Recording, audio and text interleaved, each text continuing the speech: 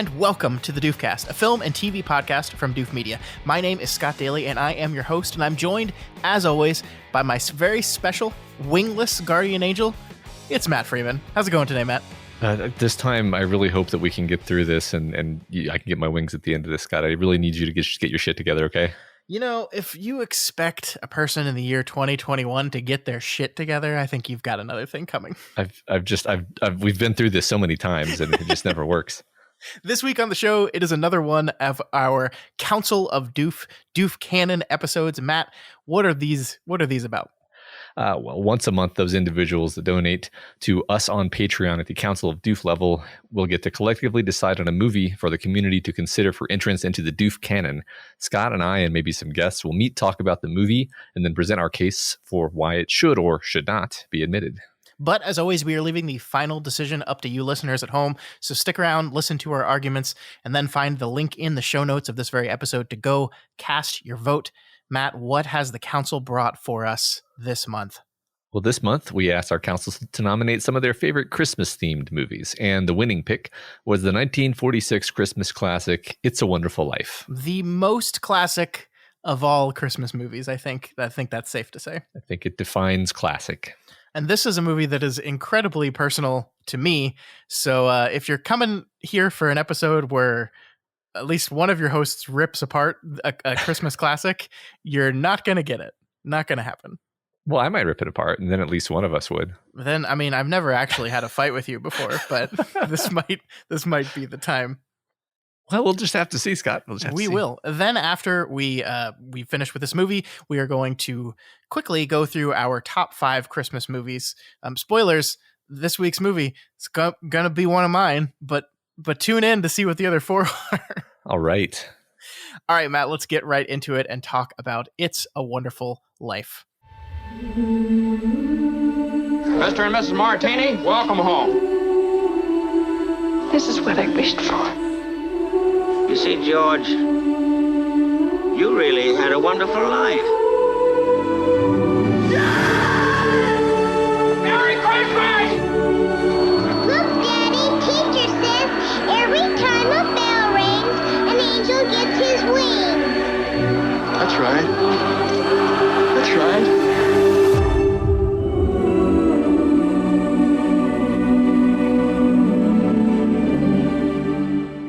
Matt, what is this movie all about? An angel sent from heaven to help a desperately frustrated businessman by showing him what life would have been like if he had never existed. This movie was written by Francis Goodrich, Albert Hackett, and Mr. Frank Capra. It was, of course, directed by Frank Capra, and it stars Jimmy Stewart and Donna Reed.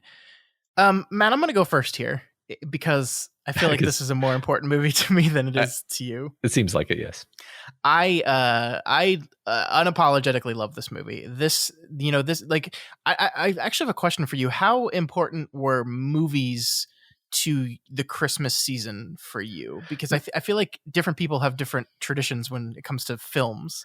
Yes, definitely very important. And this was a movie that we did watch, but probably not. It wasn't probably as firmly in the rotation in our household as it was for yours. And so I have other movies that are more what I think of as the Christmas movie. And this sounds like this is the Christmas movie for you. Yeah, I mean, this one was, as far back as I can remember, this was our Christmas Eve watch. This is the movie we put on every Christmas Eve, and we would usually put it on pretty late by the time we finished all the stuff we were doing for Christmas Eve. And because it's a long movie, we usually stayed up pretty late watching it. And when I say we, I don't mean my entire family. I just mean me and my father, because everyone else would, as the movie goes on, bounce or get tired and go to sleep. And it just ended up being me and my dad finishing off It's a Wonderful Life a little bit past midnight. The weirdest thing now, Matt, because of the show, I've already watched this movie this year. So I don't know. I'm currently right now wrestling with this very existential dilemma of, do I skip watching this on Christmas Eve, which will be the first time I've done that in 20 something years. Uh-huh. And I honestly, I'm probably just going to end up putting it on Christmas Eve again. And it'll probably be me, because the last few years, my wife just bounces and it's just me sitting up alone watching It's a Wonderful Life. But I mean, I think this is a good way of starting our talk about this movie, because I cannot behave rationally when it comes to this movie. I just talked about how I'm going to watch it again, even though I watched it yesterday, and it's 2 days before Christmas Eve right now. So like, I have no logical, rational facilities when it comes to this film. I unapologetically love every inch of film that is this movie. And I mean, I think we're going to try to talk about why and try to be as objective as possible, but it's really hard for me. This is the Scott movie in my head. Well, it's kind of fun, and I actually sat down wanting to talk a bit about the interesting meta aspects of Christmas movies and the movies that are part of your Christmas tradition. Because one thing that I noticed while watching this movie with my numerous family house guests and friend house guests is that watching Christmas movies is always piecemeal, distracted. You know, you're cooking dinner, you're eating while the movie's on in the background. You're going in and out of the room. Maybe, oh yeah, I got to go wrap presents now. Oh, we got to run to the store and grab the eggnog. You know, there's very, very rarely do you actually sit down and watch a Christmas movie from beginning to end. Christmas movies, for me and my family at least, are more like a thing that is just on the TV while everyone is existing in the space. And in the evening, as everyone winds down, maybe people more gravitate toward the screen and we'll watch a movie together. But for example, you know, as is my habit before doing a Doofcast, I always watch the movie. And as you should, as I should, as is my habit, I watch the movie I'm about to have to talk about on a microphone. According to the prophecy, I and it was more like the movie was on in the background while we ate dinner and had conversations and you know, so which is again, like I thought about it and I was like, this is the perfect way to watch this movie because for me that's how you watch Christmas movies. Now maybe I'm not going to have the most incisive analysis in the world, but consuming it as a Christmas movie seemed like the most organic way to do it. No, I think that's totally fair. And I mean, like, if I'm being honest with myself, my Christmas Eve viewing of this movie is not sitting down like I'm in a movie theater attentively watching the movie. We're usually opening at least like one Christmas Eve present and doing family stuff, making cookies. There's that's the thing about Christmas is the movies are on rotation because it's a collective event. It's like, let's put on a movie, but yeah, you're also hanging out with family, especially these days, family you don't see as often. And so you're mostly socializing and visiting. And I do think it is the perfect movie for that because it is a lengthy movie that is, I'm not going to say that the plotline isn't propulsive, but it is kind of a slow roll movie. Like we spend the first hour and 45 minutes really just sitting with George Bailey and his life and learning everything he wants, and then watching systematically as the thing that he wants are taken from him or he makes decisions to allow those things to go away. And so it is the type of movie that like you can kind of just jump in and out of it, especially if you've seen it more than once. You can just like walk out of the room and then come back and, oh, this is the scene where Potter offers George the job and he almost takes it. Which God, he offered him like a 2,000% raise. Like it's just, he goes from making $45 a week to being offered a $20,000 a year salary, which is in 1940 something is just incredibly huge. But yeah, I think it's that type of movie. I totally think it is. And so I think it's fine that you watched it that way for sure. Yeah. I mean, I guess maybe that can help us move into discussing the movie because it does have a very, like you just said, a very interesting structure where it's sort of like the inciting incident doesn't happen until the movie's like 80% done. But it's not really true. Like because you know what's going to happen from the beginning, more or less. Like the angels spoil it for you. Yeah. So you know what you're building towards. So that's not, but like it's structured correctly. It's just interestingly paced, I would say. It's very Stephen King-esque, and I only say this because we happen to be reading a book for our Kingslingers podcast called The Eyes of the Dragon, which basically starts with, okay, let me tell you a story, and it's about a king who is about to die and his son who is going to take over and the evil wizard that's plotting to stop that from happening. And then it spends the next 100 and so pages going back and filling you in on the lives of all these people. And that's kind of what It's a Wonderful Life does. We start out with, there's this guy, he's in a really bad place and a lot of people are praying for him. And now we need to learn to understand his plight. We need to learn about him, and not just him. We need to learn about everyone he knows and his town, because these are all really important characters in the story. One of the reason why this movie was as expensive as it was, which it was extremely expensive. I think it cost $3 million, which again, in 1946 money is a whole lot of money, is because Capra was so committed to building out Bedford Falls as much as possible, like actually creating a set that was Bedford Falls. Like the main drag of the city was something he really wanted to actually have exist, because it was so important that the town itself be key to the story and what happens to George and everything that is George Bailey's life.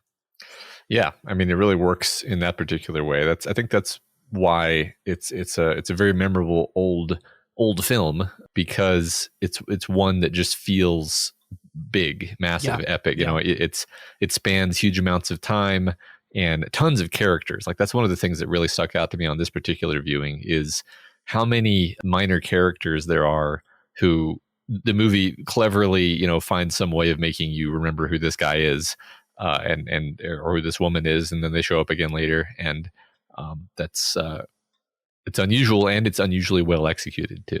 Yeah, I mean, you have and that's key to what the movie's doing, because you need this large supporting cast of characters that George has touched in his life without him even being aware of it, and I do agree that the movie does such a fantastic job of getting you to understand who these people are. I mean, it's hard for me to talk about this because I've seen the movie so many times. This is probably the movie I've watched the most, that for me to say it's very easy to remember all the characters. I don't remember if that was true the first time I saw the movie, but it's something that feels true, because they're all distinct and different in the ways in which George helps them. I mean, this is basically a movie is just a series of vignettes of how George helps people or meets people or falls in love with people, all the while, throwing away the things that he thought he wanted more than anything. And so every one of these characters is really, really memorable, I think. Yeah, definitely. The thing you just said about George, and I want to hit upon that, because I think that's like my favorite part of the movie, is this interestingly dynamic protagonist that we have, where he's not perfect, he's not flawless, and neither is he like some kind of monster who needs to be redeemed. It seems like many stories go one of those two directions. Sure. This guy, he just seems like a very, very believable human being who is very relatable in what you just described. He has these specific hopes and dreams that he's had since he was a child, and the other people in his life and other obligations come up, and because he's a giving person, he'll put other people before himself. But that doesn't mean he's happy to do it. Yeah. That doesn't mean he's thrilled to make all of the sacrifices that he has to make. And, that's why he ultimately is suicidal, is he's like, God, I've like every choice that I've made has been wrong, obviously, because I didn't get any of my dreams, and now I've like ruined everyone. And that's how he feels. And he doesn't even see or realize the good that he has done. And I think that's like super relatable and human and common, and a very powerful theme, actually. Yeah, I mean, I love this theme, and this is like the bone of contention between me and my sister. It like shows just how different people we are. My sister hates this movie because she sees it as a movie in which a man dreams are systematically ripped away from him until he has nothing left, and then is asked to be content with the life he has left. And that's just such a cynical, terrible way of looking at this movie that I can barely stand it. I've been arguing with my sister about this for our entire lives, basically. And I think that the key to this for me is what you said, is that every one of these moments, these watershed moments in which George is about to go accomplish one of his childhood goals, he makes a choice. He chooses to do the selfless thing versus doing the thing that guarantees he gets. Like, if you plot the movie out, every single one of them, when his father dies, he chooses to stay and help run the building alone. He sends his brother off to college. His brother comes back with a wife and a new job opportunity, and he could have just stood his ground and said, "No, Harry, you promised that you would take over and I would get to go to college. You have to do it. You can get this job in research in 4 years from now. Like, but he doesn't. He relents and gives his brother what he wants. Like, he doesn't want to get married, and yet he falls in love with Mary, Donna Reed's character, and so that's another choice. He could have ran from that relationship. He didn't. He could have gotten in on the ground floor of this plastics, and he didn't. He makes choices every step along the way, and they are, I think the message of this movie is they are the correct choices. They are the selfless choices that helped and improved his community and endeared these people to him. And I think you're right that this is a very relatable thing, because let's be honest here, Matt, the dreams we have when we're children, we're probably not gonna get those. That's like the way life works sometimes is the things that you think you want are not ending up being the things that you need. For very few people are the things that you every dream you have in your youth is a thing that you end up getting. Very few people, I would say, that happens to. And a lot of living life is just being okay, or at least recognizing the greatness that exists within the life that you have, the life that you chose. Because again, the most important part is that George Bailey chose this life. And also, I mean, I think as we've observed in other stories, almost all of the meaning that a person gets from life comes from their close relationships and family. And George Bailey, he sacrifices traveling the world, but like I don't know, maybe I've made this point too often, but I feel like traveling the world, and by the way, I have traveled the world quite a bit, is overrated relative to like having a family. Like sure. I've had children for almost 10 years now. That's a lot of trips that I would have gone on if I didn't have children that I didn't go on. I would make that trade again every a million times, right? So like it's not money, freedom, all of these things really quite overrated in the end of the day, because it's it's your friends, it's your family, and which is again something I think everyone thinks about around Christmas time. Yeah, totally. I mean, that is the interesting thing about this movie is it is not like it is a movie for which the climax takes place at Christmas, but it is for most of the running time not necessarily a Christmas movie. But yeah, I mean, this is the main theme, the motif that Clarence writes in the Tom Sawyer book that he leaves for George at the end is, remember, no man is a failure who has friends. And that's kind of the idea of the movie is your friends and family, and the people you help and the people that help you are the most important parts of your life. And the movie never allows us to see, like, would George have been happy had he gotten to do those other things? Mm-hmm. And I think it's good that we don't get to see that there's not like, okay, Clarence, show me what my life would have looked like, like, okay, here's what Bedford Falls looks like, but show me what my life would have looked like if I had made different choices. I think that's irrelevant to what the movie's trying to say, because we never know. We never know those parts of our life and how they would have been different, and if we would have been content, if we would have been happy. Just we don't know those things. And I will say, even when he's a young man, I think George has a very immature view on what it means to be, he's like, I'm going to go around the world and I'm going to see everything. I'm going to come back and see what they know. And then I'm just going to build buildings. And I was like, I think he has a very young, immature view of what that life actually would have looked like. Yeah, definitely. That everyone who hasn't traveled has a very, fantastical view of what traveling is going to be like. And that's the typical example. And he sounds like an idiot kid. Like that's one of the funny things about the movie is he's playing toward the beginning of the movie. He's playing like basically an 18-year-old, and he sounds like an idiot. And it's because he's supposed to be a kid, right? Yeah, I love his speech. He's so mean to his dad in the night before, like, the last meal his father ends up having. He's so mean to him and dismissive, where he's like, it's this business of nickel and diming, and his dad is like trying to explain to him, like, no, look, like, we do really important stuff here. Like, we are giving people houses that would never have been able to afford a house. That's incredible work, and they're obviously not making any money off of it. Like, they're barely surviving. I don't know how they pull together any money.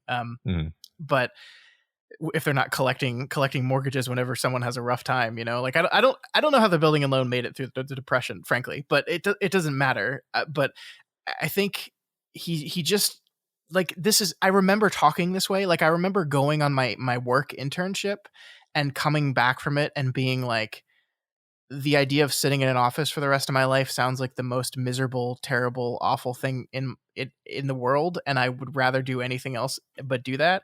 And look, it's not like I love my job, but I love all the other parts of my life that are not my job. And Yeah. and I think that is a symptom of youth. It's this idea that like you look at this thing and you're just like, oh my God, this is my life. It's gonna be terrible. It's gonna be awful. Well, you find the things in your life that have value and meaning to you. Yeah, it's definitely not clear when you're like a 20-year-old taking an internship that the thing that sucks is actually like you don't have any of the other pieces of a life. Yeah. And so when you get home at the end of the day from your internship, you have like a TV and a bed, Mhm. and you're like, oh, this sucks. This is depressing. It's like, well, it's not the job that's depressing. It's your whole thing that you're doing here, which you have to build slowly, and it takes time and it takes effort, obviously. But I mean, Yeah. obviously, but it's not obvious. It wasn't obvious to young Matt anyway. It was.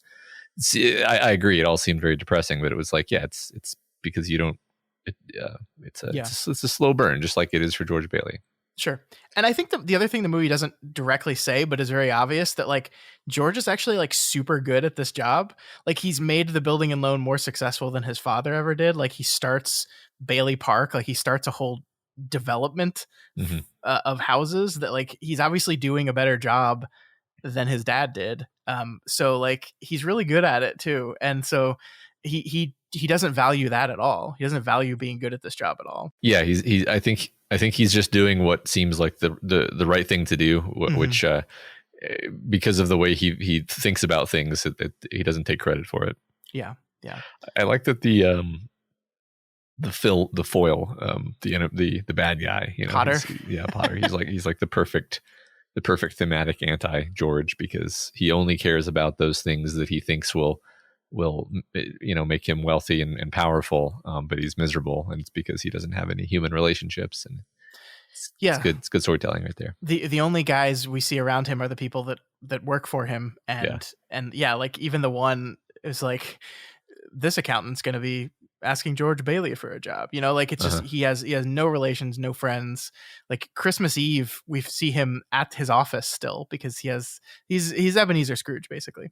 And I mean that's a perfect example. I do love the scene. I love the scene where Potter offers him the job, and like everything about that scene is working on a million different levels. Like when George first sits down in the chair, and the chair's like super low, so Potter can always be looking down on the people, like the how he's throwing money so aggressively at him, and like George is very understandably like overwhelmed. Like I've never experienced something to that specificity, but like this idea of like suddenly your world opens up and you can see options that you never thought possible, and like how that overwhelms your good sense. And it's not until he touches his cold, clammy, evil hand that he's like, oh wait a minute, this is wrong.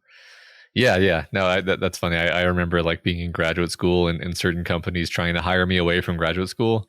So like come work for us immediately and don't finish your degree. And they'd always offer you not like an insane amount of money, but obviously far more money than you're making in graduate school, where you're making almost nothing. And you're just like, it's like one of the most stressful decisions of my life.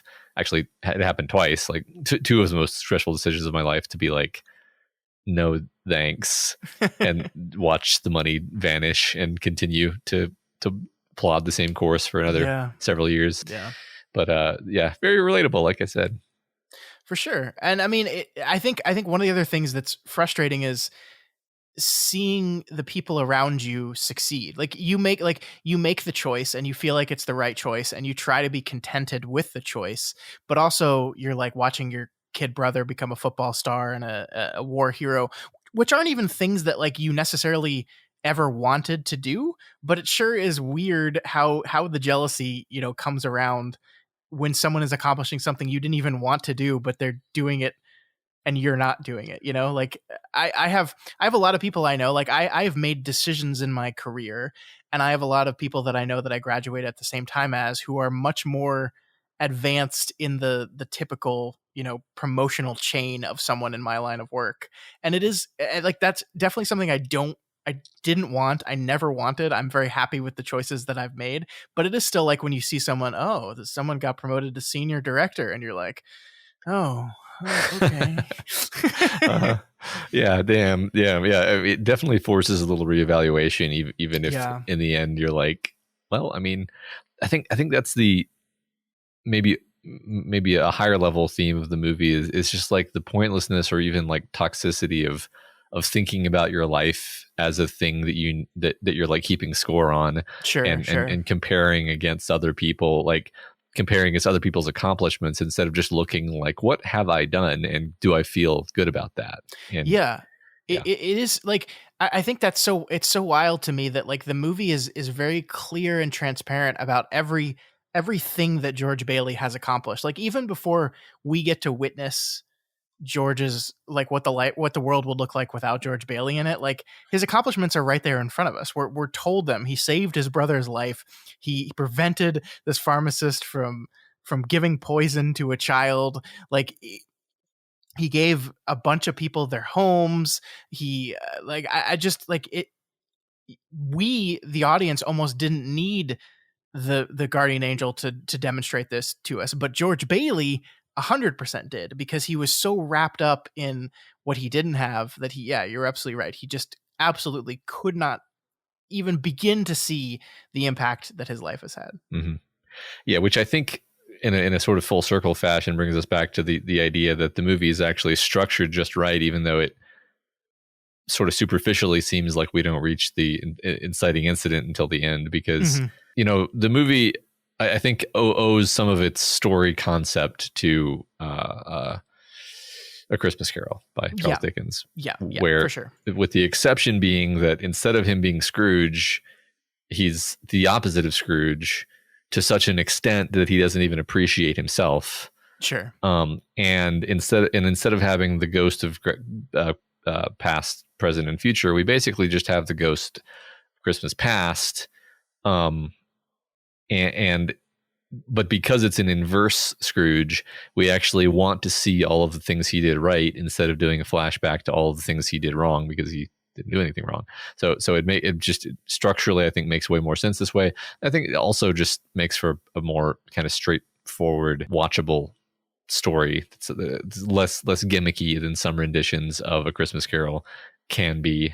Yeah, I mean, I'm going to be honest with you. The You've Never Been Born George sections of the film are my least favorite parts of it. Mm-hmm. I like the beginning part so much more. Like I love the first scenes with George and Mary. Mm-hmm. I think the most. I love, the dance at the high school, which, by the way, that pool under the gym is real. That's Beverly Hills High School, and it, as of at least 2013, it was still in operation, which is just fucking crazy. That's But I love that whole scene. I love them singing the Buffalo Girls song, walking home in the robe, and like I love everything about those scenes. Like Jimmy Stewart, we haven't talked about the acting much yet, but Jimmy Stewart and Donna Reed are incredible in this movie. Like the way, like.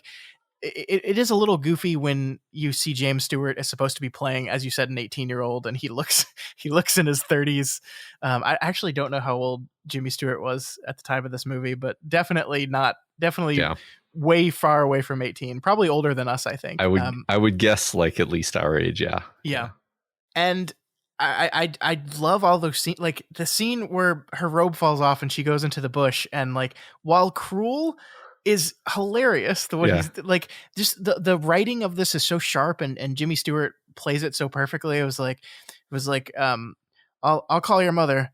Well, she's all the way down the block. I was like, well, then I'll get the police. Oh, they're all the way back the other way, and they'd be on my side too. Like it's just so clever, and I love it all. I love it all so much. Yeah, I love the delivery there. Yeah, that's the kind of thing where I think that their romance, their interaction is a lot more human, and his character is a lot more of kind of a snarky asshole than you might normally get or than you might expect to get. I guess I should say. Like, well, Yeah. one of my favorite bits, which regrettably I think I was distracted during this viewing, but one of my favorite bits nonetheless is when shoot, I don't remember the exact like contextual situation of the I moment. bet I do. Yeah, well, it's the scene where he is like mad that he's not going to be able to leave her because he loves her too much.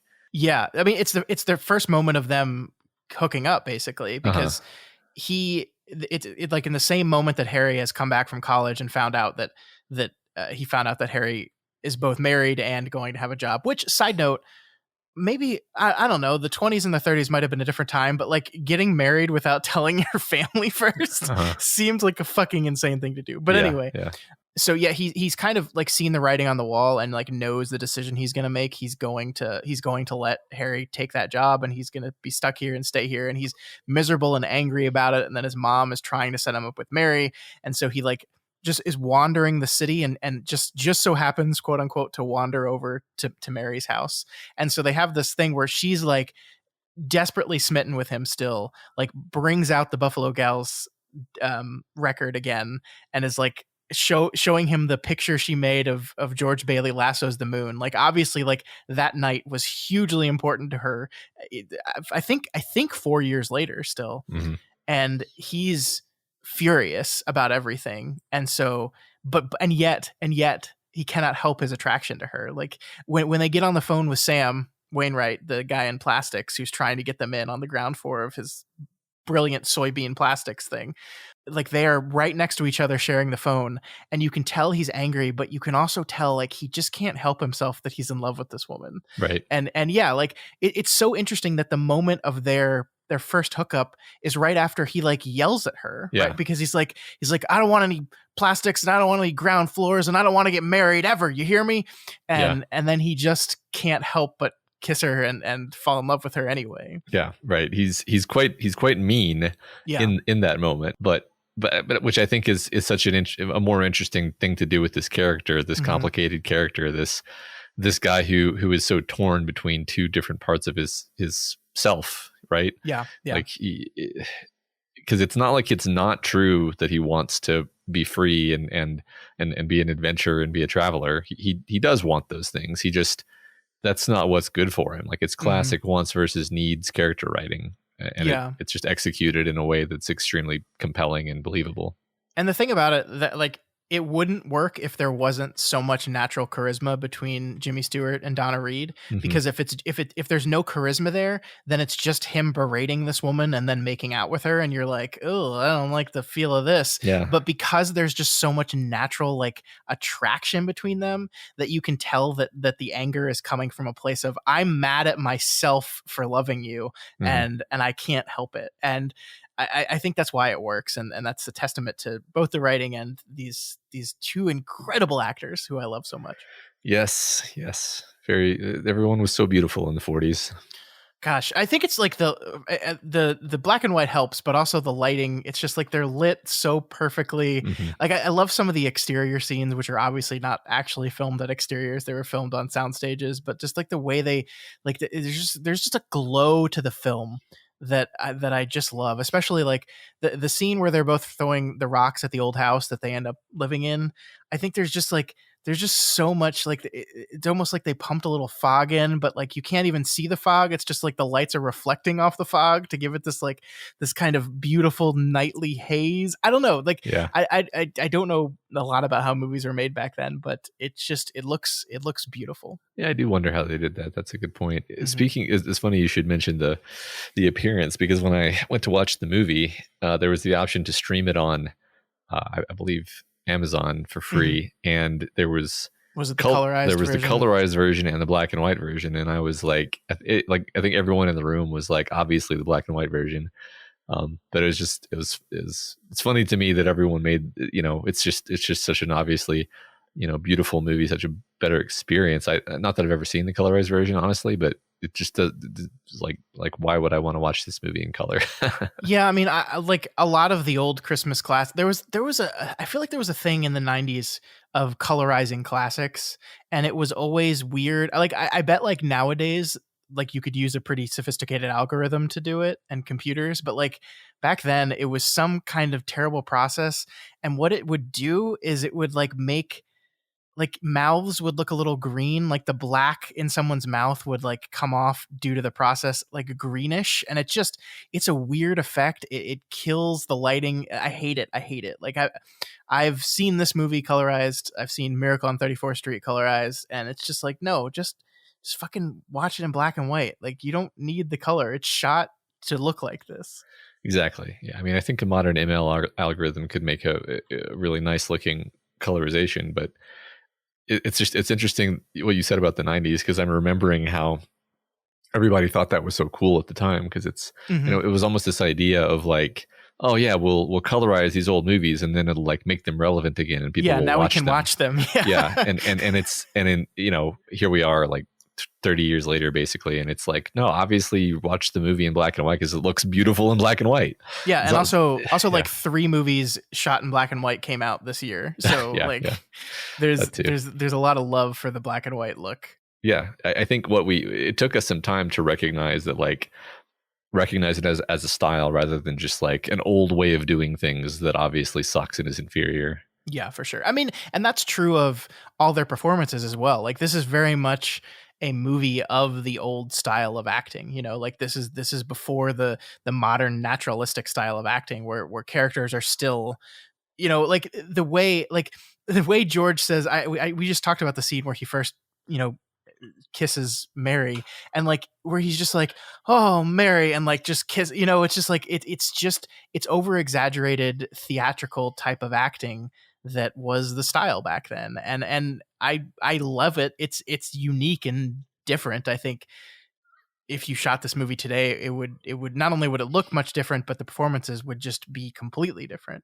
Yeah, Jimmy Stewart is definitely, he's the king of that kind of acting. And that's the thing, is it's extremely emotive, extremely expressive face.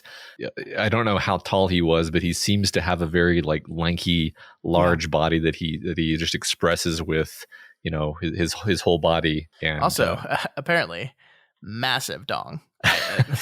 little trivia for you folks here. Huge dick on that guy. No trouble believing that. I didn't ask, but thanks. Well, now you know. Now everybody knows. Now everybody knows. Yeah.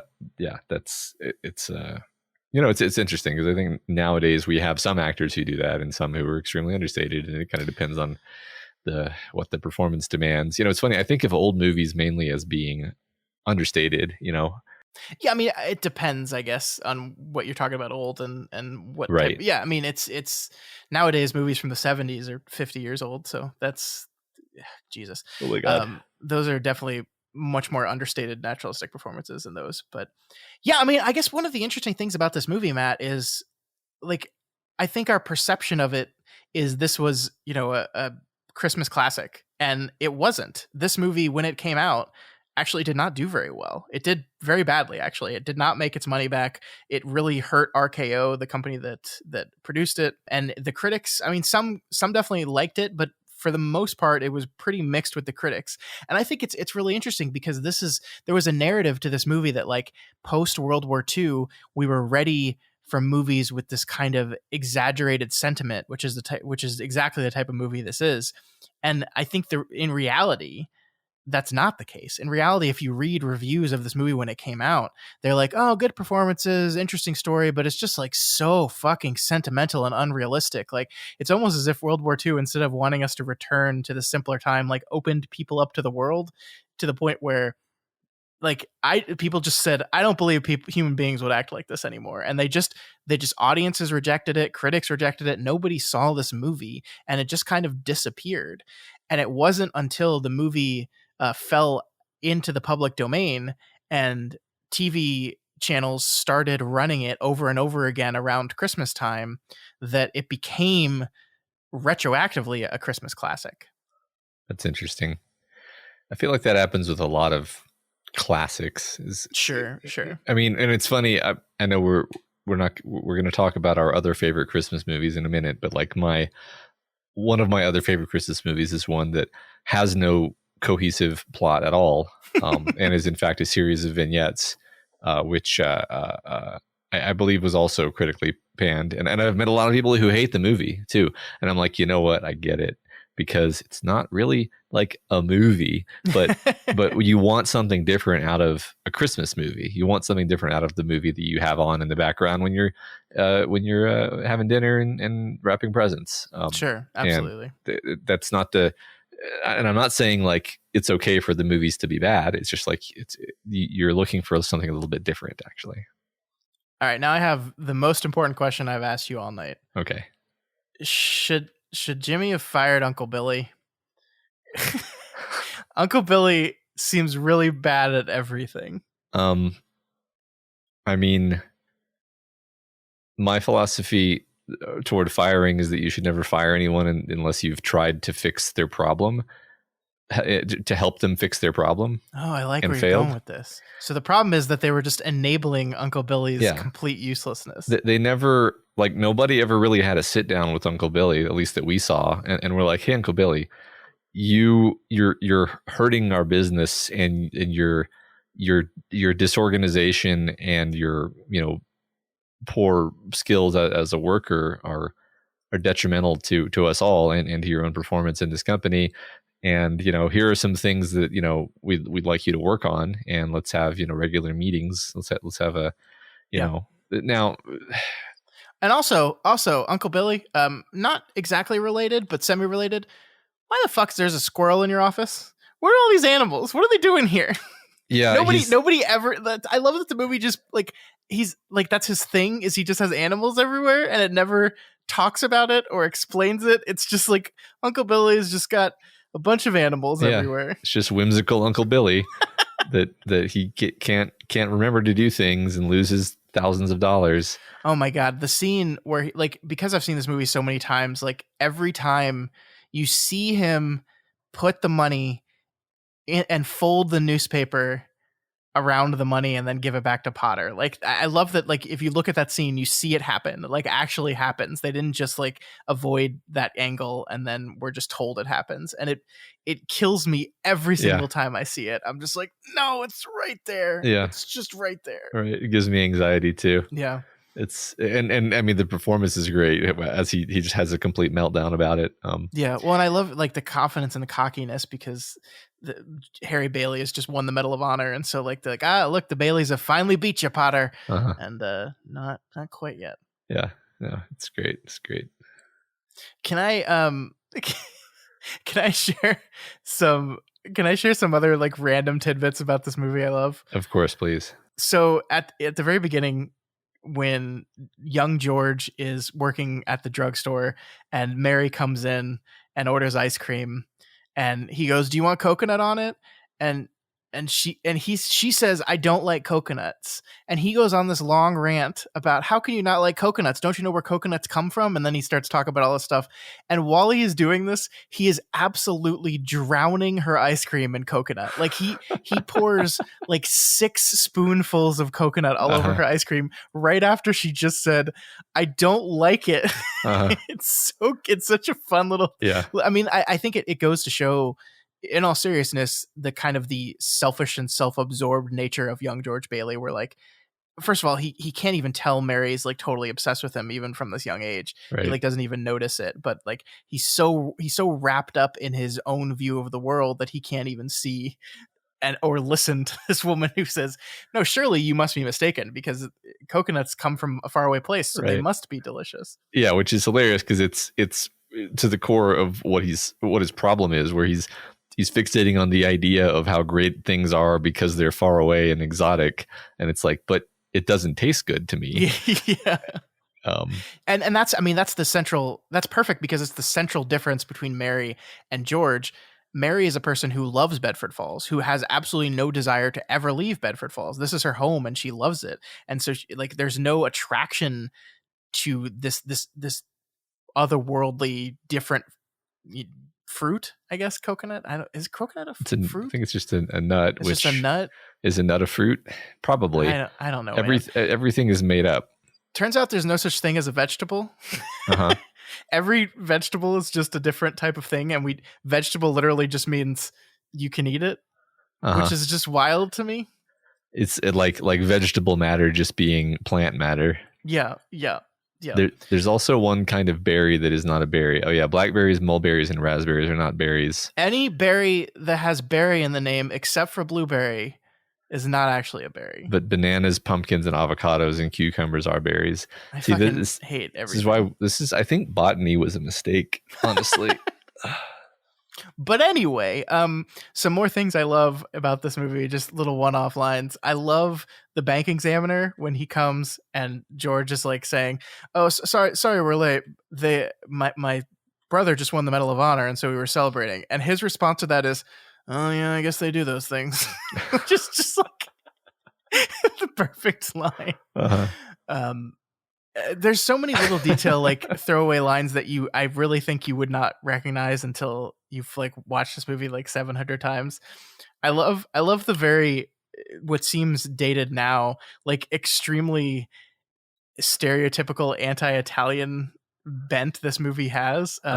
Like I think Potter calls them a bunch of garlic eaters, and it's like you kind of forget because Italians have been firmly classified as just white in our in the world we currently live in, right? But like even back then, Italian was seen, and in the movie depicts the Italians as kind of a lower class of people.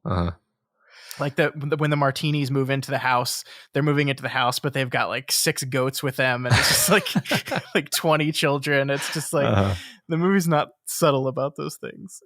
No. Fortunately, like the movie is saying they still have value and right. are important people, but like it can't help but lean into those stereotypes. Yeah, there's definitely a few product of its time moments in there, but yeah, and I mean the fact that there's not a single black person except for their maid. Yeah, exactly. Yeah.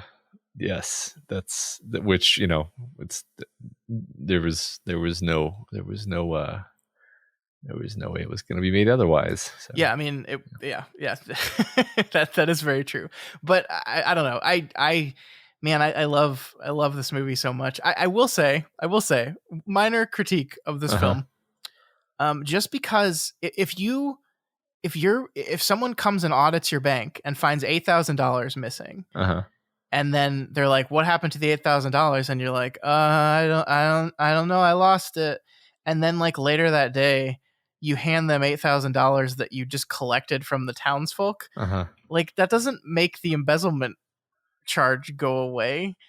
Like, maybe if he got the money back into the bank account like before the auditor noticed, then it would be okay. But like, you need to explain what happened to the money. It was different times, Scott. Different times. You know, the law was more of an abstraction. I forgot how much $8,000 was in today's money. I kind of want to look that up. Yeah, inflation adjusted. In the meantime, I'm gonna front my biggest complaint, which is I'm gonna paste a picture into the notes. So this is a picture of a hideous old spinster that no man would be interested in, according to the movie. Oh yeah. Well, so okay, this is the hilarious thing about Mary Hatch as the old maid that never married is also apparently her eyesight went bad. When you don't fall in love and marry someone, you just lose your eyesight. Well, yeah, it's because she became a librarian and she works as a librarian and she reads too much. Yeah, that's exactly it. Yeah.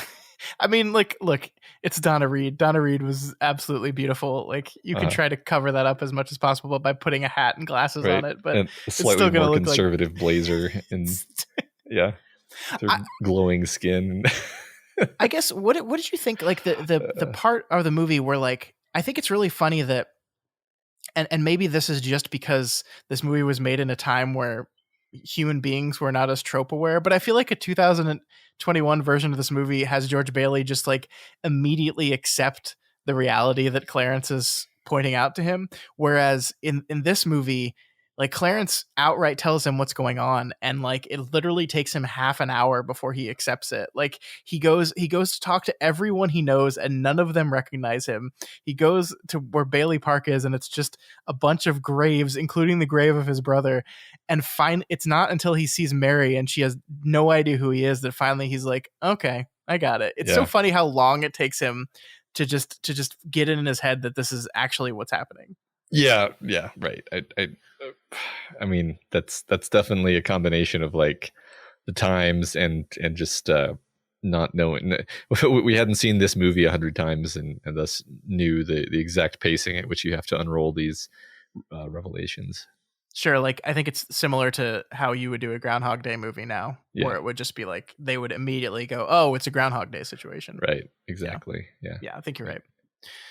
Anything else you wanted to say about It's a Wonderful Life? Man, I love everything about this movie. Did you know that Zuzu is the woman who played Zuzu is still alive? She is alive today, if you can believe that. Did not know that. I think she's the only one left alive from this movie. That's interesting and delightful. I don't know.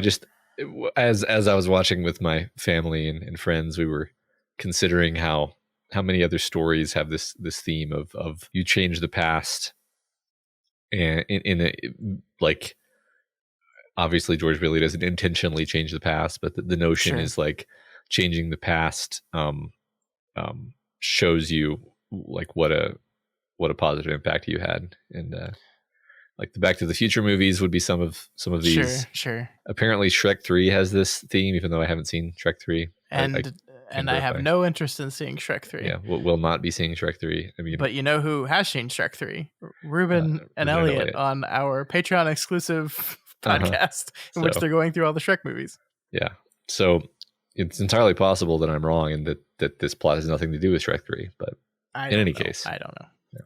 Yeah. I think you're right. And I think it's a fun way of using this kind of genre conceit to learn something about yourself in these movies. I like it a lot. And yeah. I mean, you're right that A Christmas Carol like did it first, and everything is kind of built off of that, and including this movie. I do like, one of the things I really like is, we haven't talked about Capra a lot. I think he's an interesting director. Like, as far as like director choices in this movie, the only big one that stands out to me is how dramatically he shifts his style of filmmaking when we move into George Has Never Been Born verse. Like, first of all, there's this really impactful scene that I always remember of when George is like lost and confused and looking around, and like the camera like goes, it's not handheld because the cameras were too big to be handheld back then, but it like gets right up in his face with like this wide angle lens, and it really distorts Jimmy Stewart's face to the point where you can barely recognize him. He looks totally different and unhinged and crazy, and I just love that little beat. But I think just generally the way he shoots like Pottersville and everything, it looks so different, not just in style and set decoration, but also just the way the camera is shooting everything.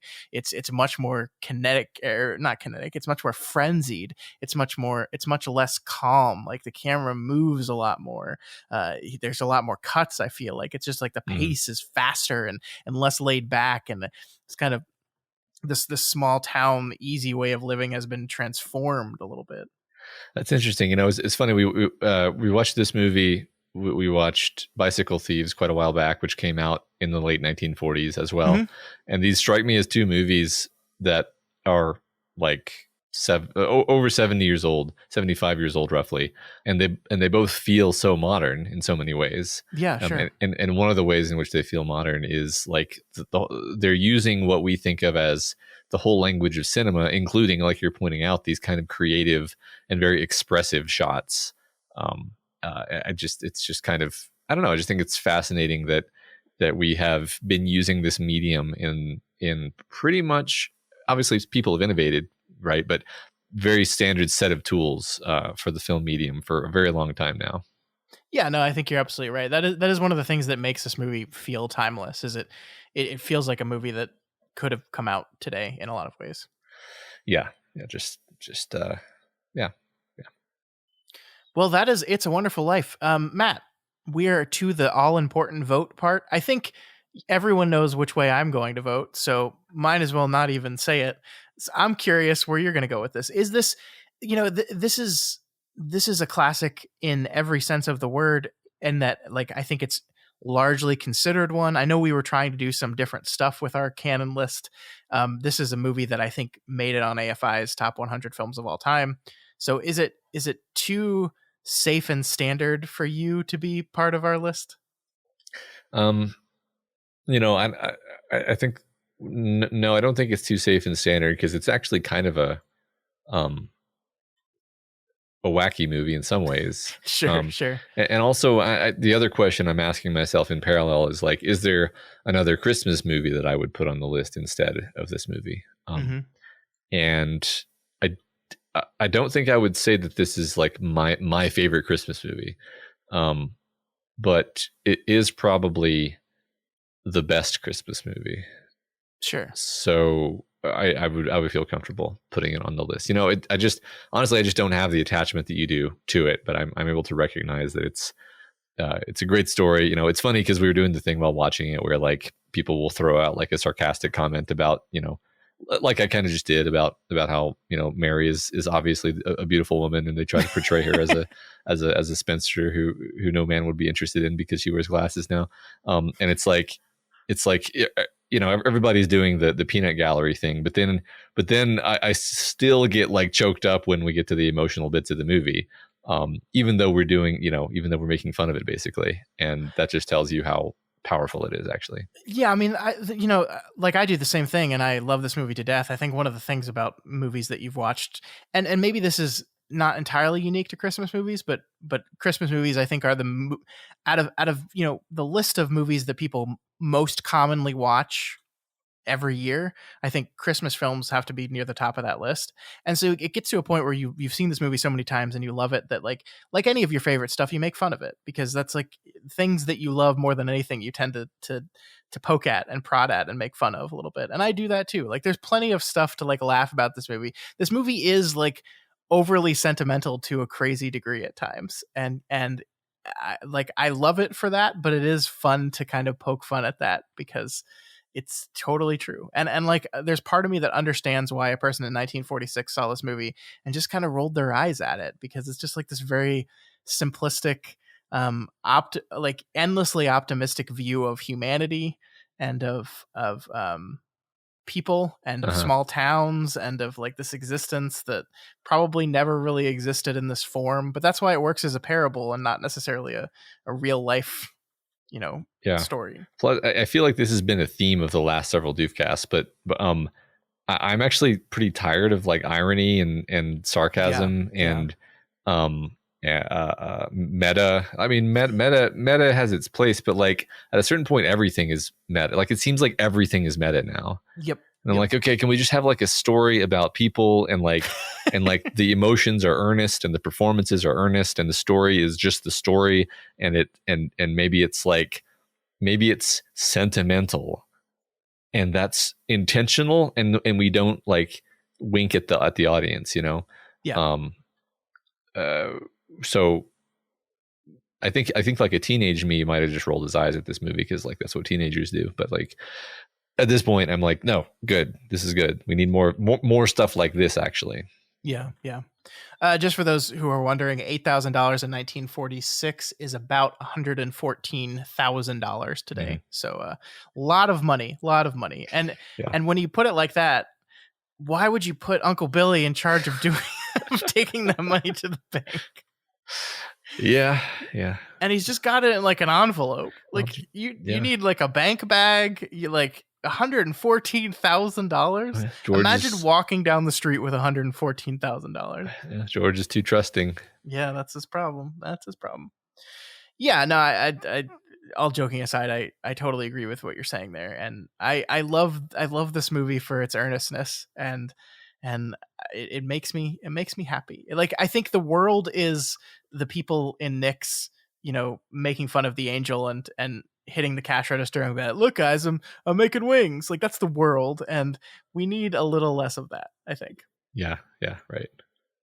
So that is It's a Wonderful Life. Matt says yes, of course I do as well. But now it is time for you guys to vote. Do you like this movie? Does this movie work on you? Is it too sentimental? Let us know. Click on the link in the show notes and go vote, and make sure you leave a comment on what you're voting.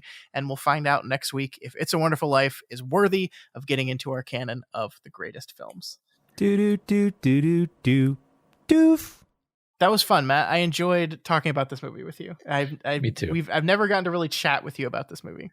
Yeah, right. There's a lot of it's funny. There's which I think segues into our next bit here, because Yeah. I feel strongly about a lot of Christmas movies, but Christmas movies almost belong in a different file drawer in my brain than other Sure. movies.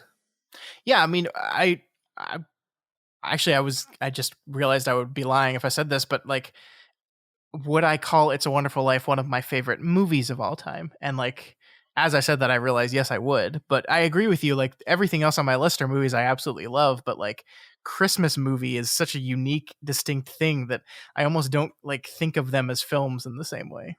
Yeah, I don't. It seems like a bizarre and inappropriate thing to be like, do I like, The Grinch That Stole Christmas more than I like Blade Runner 2049? Like, what are you talking about?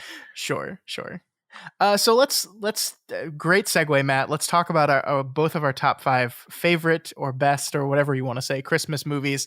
I guess I'll start with It's a Wonderful Life on mine, just because I already said that, so we can get out of the way and we just finished talking about that for an hour. So It's a Wonderful Life. These are not going to be in any kind of order, by the way. So it's just top 5. So It's a Wonderful Life. Boom. Matt, what's your first one? My first one would be A Christmas Story, aka Shoot Your Eye Out, as my family calls it. And that's the one that I was referring to a minute ago, where it's like, it's more like a series of vignettes with the meagerest structure, Sure. being that he wants to get his BB gun, which he can then gets, and then almost shoots his eye out. And it's like, it's this wonderful, like sort of, it's a fun mix of like cynical with earnest, actually. Sure. Because it's so full of failures. Like the interlude with him going to try to talk to Santa, and the bully, and like all these things. There's like a lot of failures, and it's like the redeeming thing is that his father was paying attention and bought him a BB gun. Mm-hmm. So like I don't know. There's it's complex. There's a lot going on. It's silly. It's kind of a dumb movie. I would never say it's like a great movie, but it's like, it's the movie that I always, when it's time to start putting on Christmas movies, it's like the first one I go to. So. Yeah, I think that's really interesting, because I don't know how this happens, but that was never one of the movies on our rotation. Like, I've definitely seen it before. It is, to a lot of people, the quintessential Christmas movie. Like, I think it's TBS that plays this movie like 24 hours. Like, it just plays it on repeat on Christmas Eve and Christmas Day. And it was never one of the ones where, like, our tradition was like, it would hit December, and then like at least once a week, probably more realistically 3 times a week, the whole family would sit down and watch a Christmas movie one night. And it was never one of the ones that we found in our rotation. And I don't know how that happened, because it's not that I didn't like it. I enjoy the movie. It's just, it didn't become one of our family movies. I don't know. Yeah. That's, I don't think there's any accounting for it. I think maybe certain family members who are in charge of the remote have certain preferences, and they just put those movies on, Yeah. For my next one, I'm going to put A Christmas Carol, and I am not going to specify which version, because really, I mean, any of them. I think the one I've watched the most is the George C. Scott version. On top of, I've seen the Scrooged one a lot. The Muppets I've seen a whole lot, but I think the one that was like, I remember we did this because my mom and dad both had their version of this movie that they liked. My dad was like, I think the 1951, it was in black and white version, and my mom's favorite version was the George C. Scott version. And so every year we would watch both versions, and so we would say, what are we watching tonight?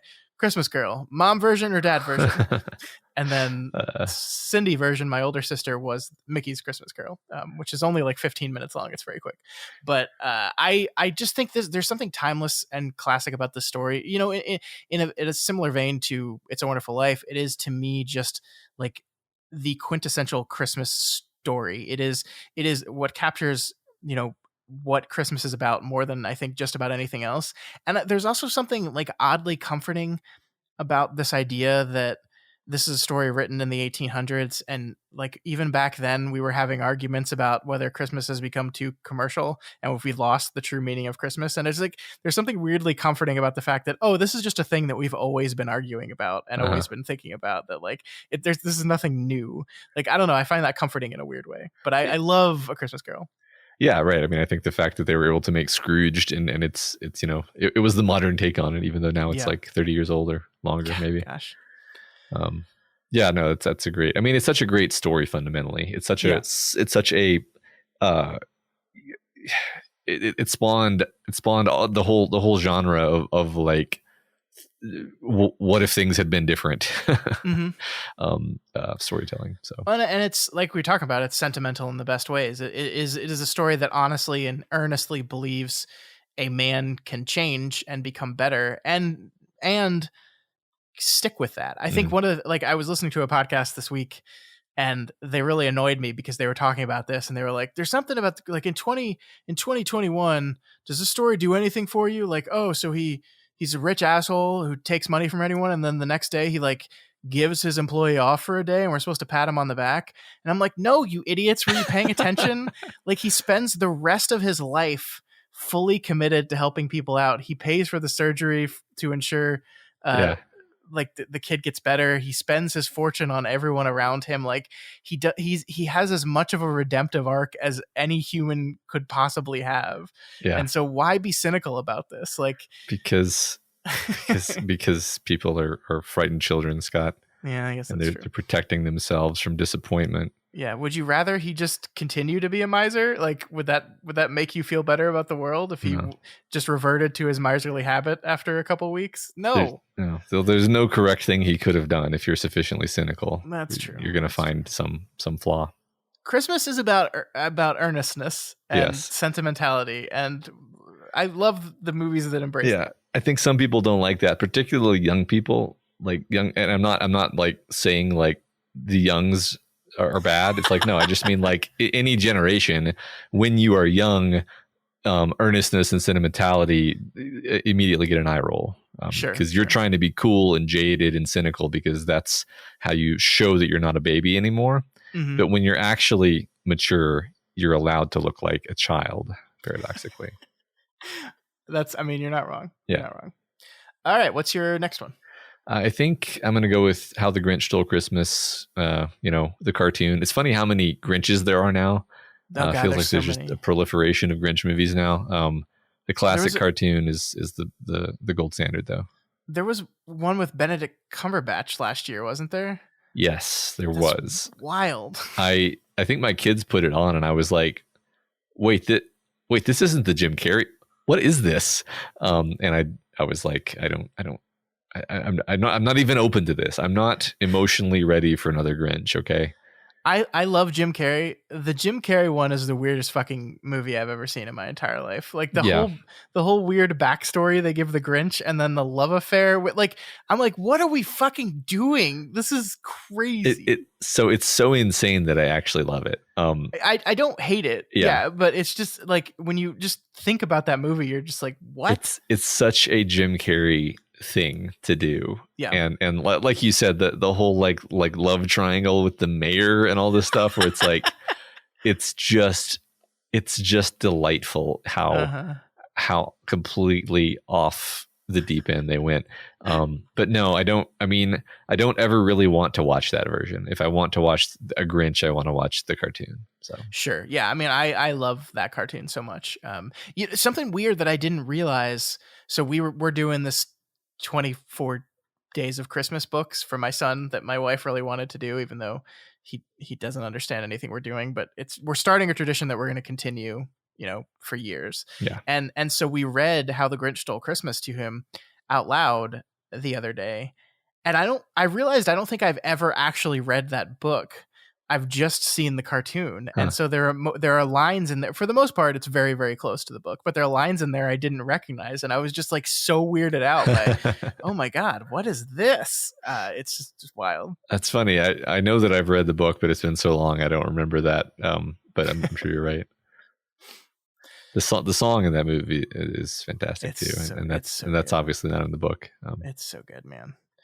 Isn't it like, I'm just going to say Home Alone is not on my list. It might be on yours, but Home Alone is not on my list. And like Home Alone not only is a classic Christmas movie, but it has like 6 other classic Christmas movies in it because both How the Grinch Stole Christmas and It's a Wonderful Life are shown in that movie. Yeah. Yeah. My next one is going to be Miracle on 34th Street.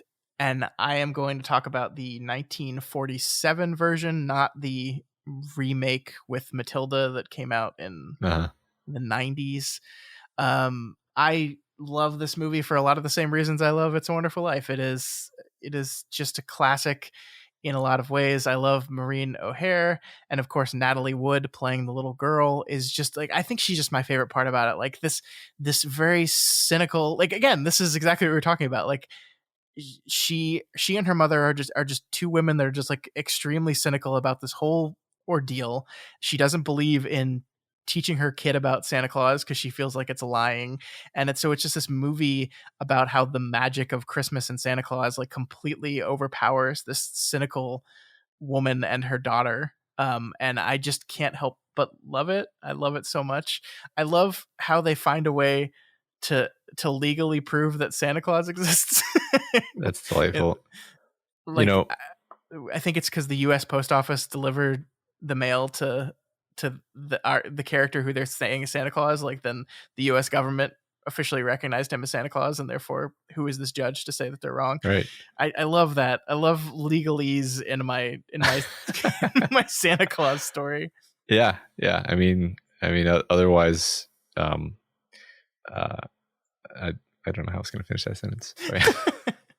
Have you seen the 1947 version? No, I have not actually. Oh, That's man. what I was going to say.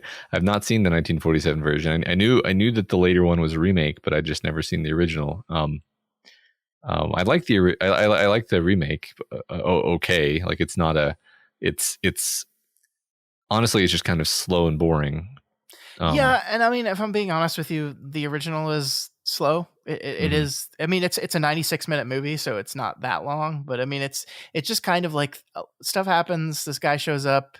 He's really thinks he's Santa Claus, and then we're having a big law case at the end of the whole thing. I think a lot of the reason I love this movie so much is just on the shoulders of Natalie Wood, who plays this little girl. Like, the story of Natalie Wood is so tragic, man. She was such a good actress, and she plays this little girl just like perfectly. Like, I'm trying to think of a modern day. I guess the modern day equivalent would kind of be like Dakota Fanning-esque, where she's definitely like looks like a small child, but she doesn't act like one. She acts like an adult, and there's something endearing and charming in that. But a lot of the story is about like her moving away from that and embracing her childhood. Like, a lot, like this idea that her mom has, in her mom's effort to protect her daughter from the cruelty of the world, has robbed her of a lot of the joy and like the simple pleasures of being a child. Like, there's a scene where Kris Kringle is like teaching Natalie Wood how to like just pretend to be an animal. Like, they're just playing zoo animals, and like, here's how you pretend to be a monkey. And it's just, I don't know, there's something so wonderful and delightful about that. Yeah, that sounds great. Maybe I'll try to find a way to watch that this Christmas season. And the guy who plays the Santa Claus in this one, I'm trying to remember his name. I don't remember his name, but he's like the Miracle on 34th Street Santa was in my head what Santa Claus looked like for most of my life, just because of seeing that movie so many times. Yeah, that's interesting. I don't know if I have a canonical Santa, so that's interesting that you got a canonical Santa from a particular movie. That's that's cool. All right, what's next, Matt? I guess I will put Home Alone next, because you said that it's not on your list, and it's definitely one of the ones that I put on the Christmas movie rotation. It's extremely insane concept in retrospect, but very fun, and kind of never gets old. And also, it's like it becomes a whole new movie when you know who Joe Pesci is, like when you get older. Sure. Yeah, I don't know. Like my kids also like Home Alone 2, and I remember liking Home Alone 2 when I was a kid, and then I, for some reason, went through a period of time thinking it was terrible, and now I watched it again as an adult, and I'm like, it's fine. I see why the kids like it. It's the idea of the kid loose in New York City with a credit card is actually very appealing to children. So it just seems like they made a movie to appeal more directly to children, Sure. and succeeded. So Isn't it? This is what's fascinating about Home Alone to me. I was thinking about this when we watched this movie the other day, actually, and I agree with you. This is a great movie. It holds up very well. Like Natalie Wood and Dakota Fanning. Macaulay Culkin just like plays an 8-year-old in just like a completely unique and wonderful way that no one else could have done that part. And they've made Home Alones with other actors in that part, and it just never works because it's just like this. Macaulay Culkin was this movie and the sequel as well.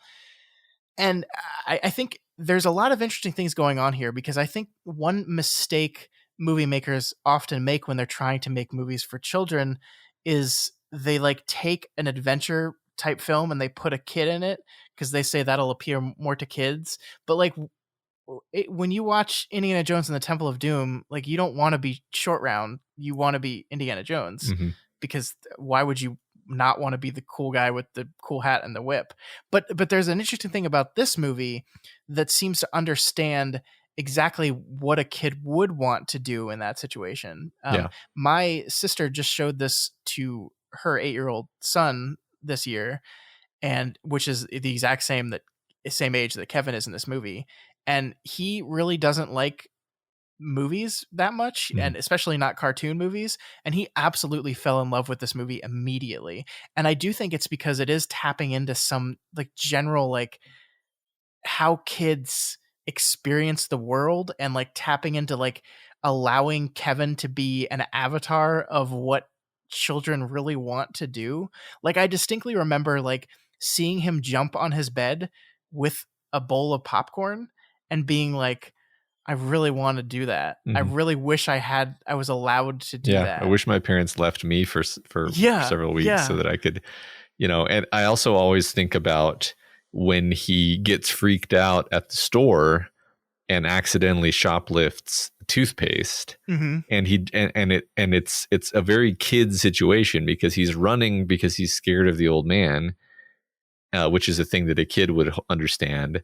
And then he's afraid of the police because he thinks that they're after him for shoplifting the toothpaste, which an adult would kind of understand is nonsense.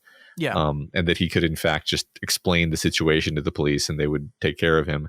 But he has a child's understanding of the situation, and like that worked perfectly on me when I was a kid, and it makes perfect sense, right? And it's actually a very clever sort of plot thing to do, where it's like, why doesn't he just go to the cops? It's like, well, he's scared of the cops because he's a kid. He doesn't understand what he's doing. It's a perfectly structured movie in that regard, like where they filled every quote unquote plot hole that you could think of. I loved when the internet like 2 years ago discovered two things about Home Alone. One, that Catherine O'Hara was the same person from Schitt's Creek, and two that when the milk and the soda spills, that they threw Kevin's ticket into the trash. Right. Like it was on all those lists. So like, did you notice? It was like, yeah, I noticed. The camera lingers on it for like 5 seconds. Right. I might not have noticed when I was a kid, but I noticed when I showed it to my kids anyway. Yeah. I think that's fun because I think you're right. There are two kinds of like escapism for children when it comes to movies. There's the pretending you're an awesome badass adult type of escapism, and there's the getting to be a kid that is allowed to do things or experiences things that a kid would never get to experience type of escapism. And those are very different. And I think that the problem that Hollywood often runs into is they confuse and conflate those two in inappropriate situations. And Home Alone is a movie that perfectly understands what a kid would want out of something like this. Yeah, I know we're talking about Home Alone a lot, but I do want to say like that the ending was really scary when I was a kid. Like it's all fun and games as the bad guys are going through the traps, but then when they catch him in the house, because they are adults, they were able to anticipate what he was going to do, and they're gonna like bite his fingers off. And it's like, oh, he's just a child. These are adults. And like, you as a child know how scary this is. Yeah. And then he's saved. And it's like, well, it's great. It's a great movie. So. Really great movie. Really great movie. I'm going to go a little different now. I'm going to I did 3 very safe classical picks, and I am going to pick Kiss Kiss Bang Bang because I could not live with myself if I didn't put a Shane Black movie on my list of favorite Christmas movies, because none of these are Christmas movies per se, but Shane Black sets all his movies at Christmas, and so it just becomes part of my Christmas movie rotation to watch all the Shane Black movies set around Christmas time. And I think Kiss Kiss Bang Bang is my favorite of his movies. I love this movie so much. Not really nothing to do with Christmas other than it takes place during it, really. But I love this movie to death. Yeah, it's funny. I think I've literally only seen this movie once, and I think it was because we did a deconstructing Shane Black series or single episode. A single episode, yeah. Like several years ago. So I probably need to revisit this one. You know what I've realized in the past couple weeks? I was thinking about this a lot after last week's Avatar episode when I said the phrase, I usually love voiceover, but I did not like it here. And I also feel like I've said that sentiment like 6 times now, where I say I usually love voiceover, but I didn't like it here. And I think I've just discovered that I don't actually like voiceover, and I just like it in noir films and adaptation. And that's it. That's the list. An adaptation only works because it's a movie about a script. Yes. Yeah, I don't have a lot to add about that movie because I don't remember it very well. But it is. But I cool. mean, the reason we have Iron Man is because of that movie, because Robert Downey Jr. had gotten out of prison for his drug charge and was trying to get back into Hollywood sober, and no one was willing to cast him. And then Shane Black said, "I'll cast him," and he cast Robert Downey Jr. in that role, which is just a perfect RDJ role. Also has Val Kilmer in it, who every time I see Val Kilmer, I get sad because he's unable to speak now, and it's like he's such a good performer, and he's really, really great as the Perry role in Kiss Kiss Bang Bang. It's a really great movie that has nothing to do with Christmas, but there's characters in a Santa costume, so it counts. Making me want to watch it again, so that's good. I mean, like, I love noir, and it's like him doing this noir kind of thing that just works really well on me. So cool. That's on the list. All right. What do you got for number 4? I'm going to add the Santa Claus to my number 4, which shouldn't surprise longtime Doof fans, as this was the one that I wrote my essay about like several years ago on our 12 essays of Christmas thing that we wrote on the website for articles. I don't know, like at a really young age, my kids sort of became attached to this movie in a kid way. It's funny. I almost want to like ask them like to describe the plot of the movie and see what they say, because I have no idea what they actually understood. But like, and it became one of those movies where I watched so many times in a row that my brain started to like dissolve it like an acid and break it into pieces, and like see the absurdity of the movie for what it was. But sure. I think, you know, a lot of it rides on Tim Allen's charisma and the ability to just be this, you know, I think this is actually, I think there's a reason I like this movie, is that Tim Allen's character is the sarcastic, ironic, snarky, critical asshole. And the movie is trying to say, isn't there something worth being earnest about here? You know, and he's trying to have a good Christmas with his son, and he has a terrible relationship with his son, but he's trying. And like, part of the problem is that he keeps being this, you know, he's doubtful. He's doubtful because he doesn't want to embrace the possibility of magic and you know, and true, the true magic of Christmas, which is, you know, metatextually earnestness and open-heartedness and vulnerability. And by the end of the movie, he goes through the character change and he becomes open to that, and it's beautiful, and I love it. I love this movie so much. I don't remember how this came on our regular Christmas movie rotation when I was a kid, but it did, and we watched it every year. It is great. I agree with you. Tim Allen doesn't seem like the greatest person, but super charismatic actor. He's doing the thing that he always did. Like, he's not too broad of an actor. Tim Allen, he does the same kind of characters. Like, this is how different is this character from Tim the Toolman Taylor before he starts turning into Santa Claus? Or not much. The captain of the Galaxy Quest. Quest. Yeah. But yeah, he's so charismatic and likable, and it's such a weird concept that I just adore. It's a fun ass movie. It's also almost 30 years old, if you can believe that. I was going to call it a modern classic, and I realized 30 years ago is not modern. A our generation classic. Yeah. I don't think I even ever saw any of the sequel. I think they made 3 sequels to this movie. I don't think I saw one of them. I think I might have seen the second one just to show it to my kids, and it was I have no memory of it. It slipped completely from my mind. I think the second one, he's trying to get a wife. Yeah, Like the new clause of the Santa Claus is that he has to find a Mrs. Claus, and so the magic of the world returns him to skinny normal version of himself, so he can try to trick a woman into falling in love with him before he returns into fat bearded Santa Claus. I learned recently that in the original script, he doesn't just startle Santa and cause Santa to fall off the roof. He shoots Santa with the shotgun, and I guess I see why that didn't make it into the final cut. I think that's a studio note I can get behind. But it definitely says something about like what kind of movie they were trying to make, like the level of snark. Shoot Santa. There's a lot of snark in this movie, and like just the concept of this is a movie obviously meant primarily for children, and yet we have a whole thing where like the main hook of the movie is a legal clause in a contract, and which to a child is meaningless. Like the most important part to a kid is just like, oh, you have to be Santa now. That's it. The magic of Christmas is gonna turn you into Santa Claus. And that's one of the more fun parts of the movie is all the just crazy Santa stuff that's happening too. I love when he dyes his hair and shaves his beard, and then it immediately goes back. He's like, I am in big trouble. Me too. And then when he is at the lunch meeting at work and orders like 47 different things. There's a bunch of fun stuff in that vicinity. He can tell if people are naughty or nice. I love when he's walking down the street. Veronica, very nice.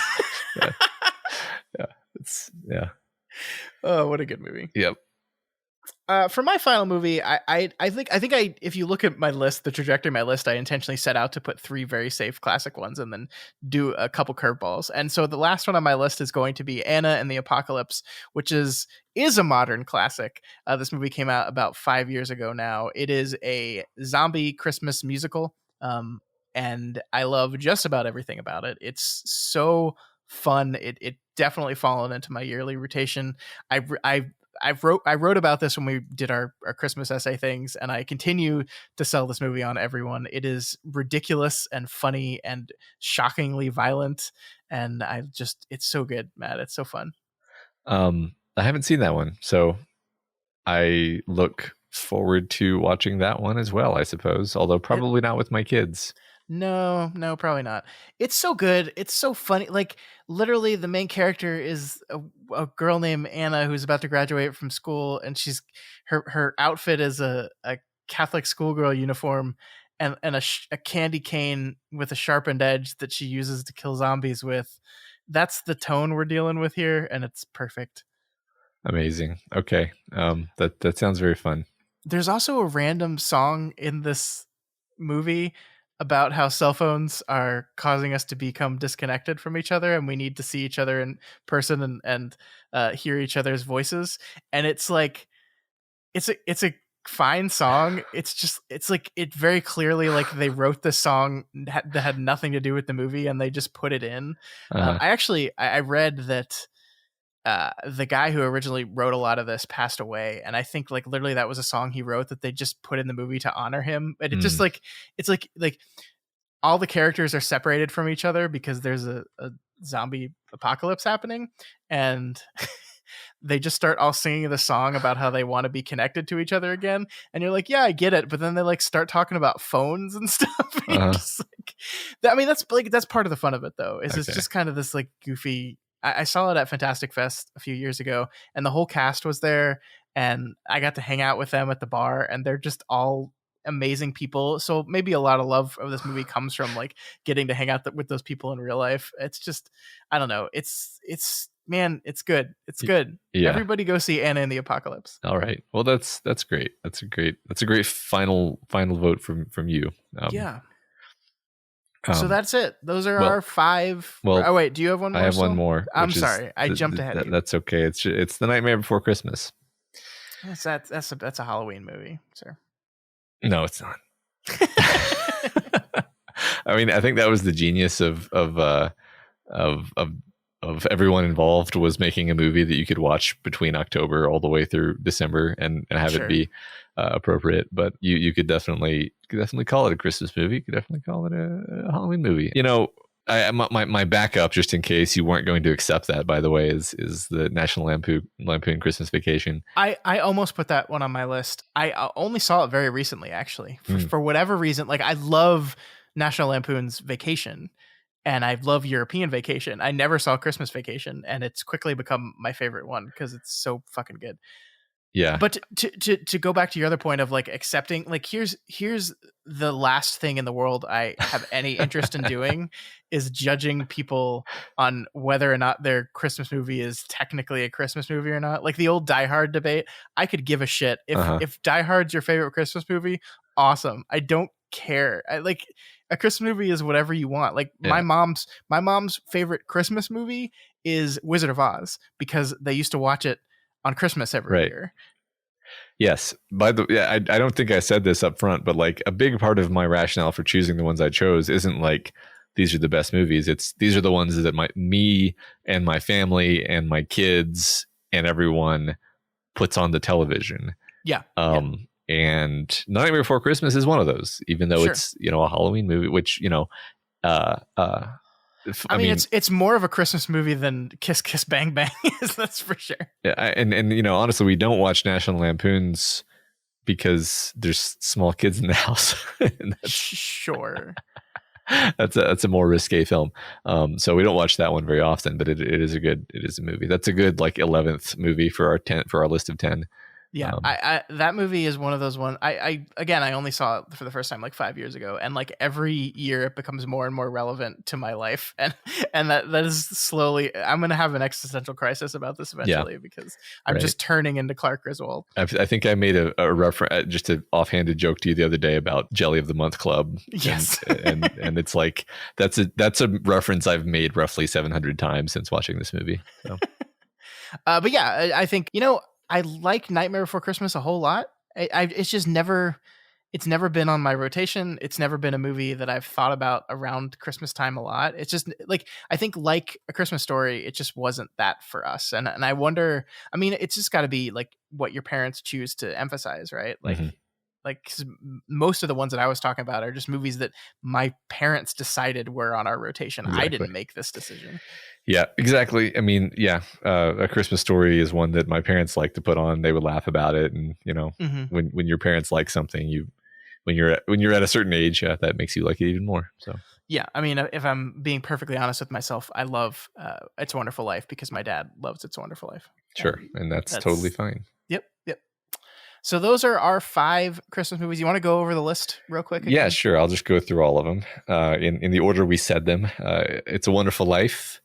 It's A Christmas Story, A Christmas Carol, any version apparently. The Grinch Who Stole Christmas cartoon version, Miracle on 34th Street original version, Home Alone, Kiss Kiss Bang Bang, The Santa Claus, and the Apocalypse, The Nightmare Before Christmas, and on 11th, National Lampoon's Christmas Vacation. Yeah. You know, the one movie I think most people would be surprised at seeing not on this list is Will Ferrell's Elf, which has become, like, kind of out of nowhere, just become like a lot of people's quintessential Christmas movie. And I enjoy that movie. We watched it this year, so maybe it is in my rotation now, but it was never like, I was never like super into that movie. I got a little bit Will Ferrelled out back in the early 2000s, and I think I was prejudiced against this movie, and I've watched it again more recently, and I actually like it, but it's definitely not in my rotation. Sure, yeah, that's fair.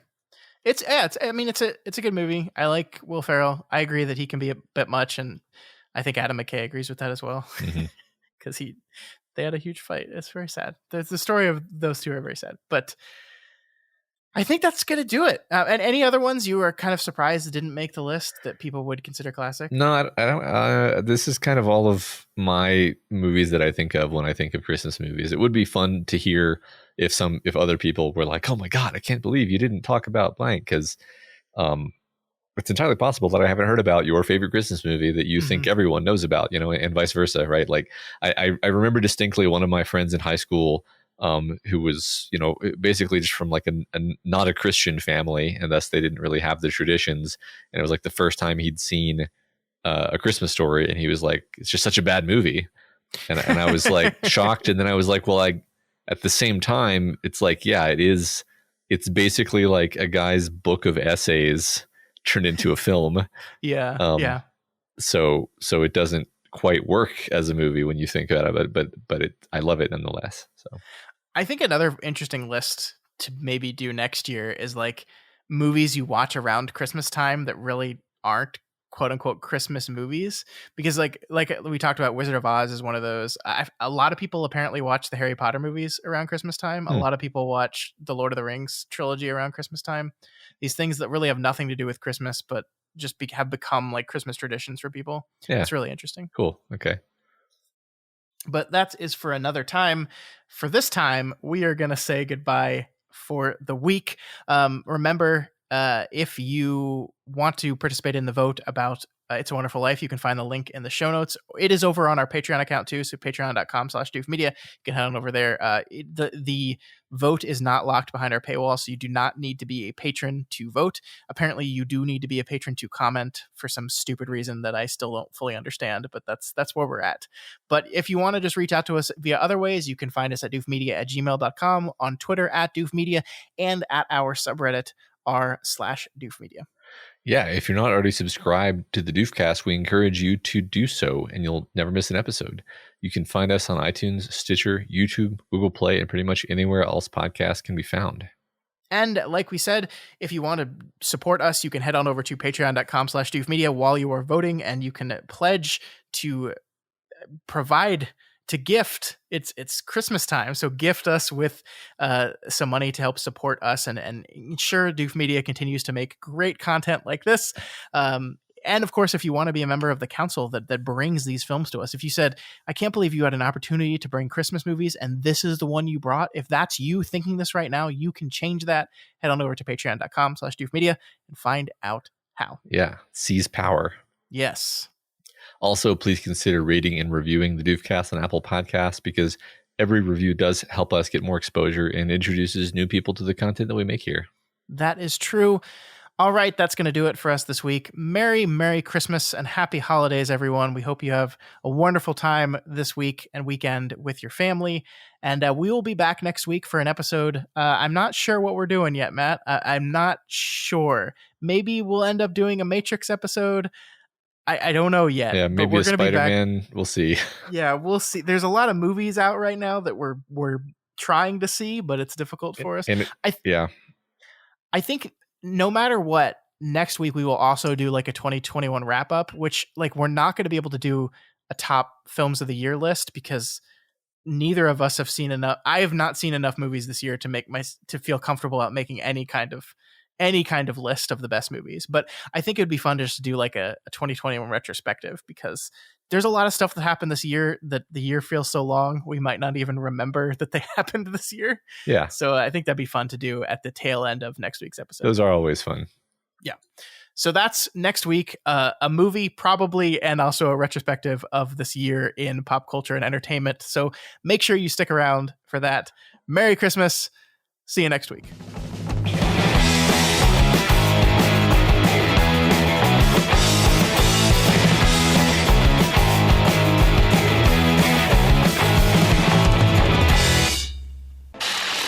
My name is Doof, and you'll do what I say. My name is Doof, and you'll do what I say.